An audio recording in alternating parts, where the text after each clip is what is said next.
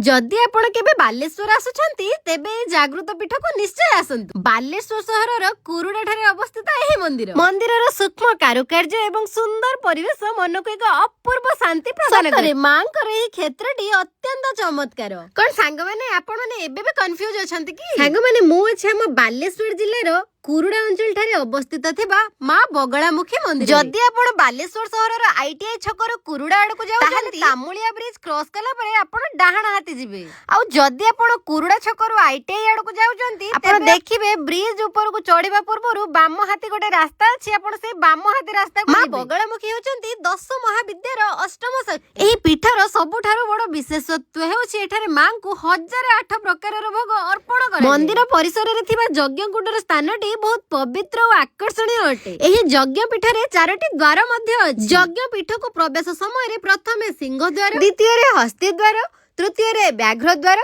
और चतुर्थ द्वारटी हेउछि अश्व द्वार।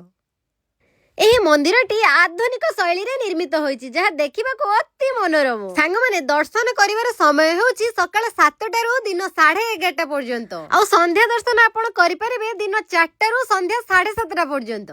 एठाकार शांत परिवेश और मांकर दर्शन मन को अपूर्व शांति प्रदान करे। विश्वास रहिछि कि एठारे मानसिक कले शत्रु बाधा दूर हुए। तो सांग माने भिडियोटी केमिति लागिला कमेंट रे कहिबे। आ हम बालेश्वर जिल्ला रे एमिति हिडन प्लेस कोठी अछि ताहा भी मते कमेंट माध्यम रे जणाइबे।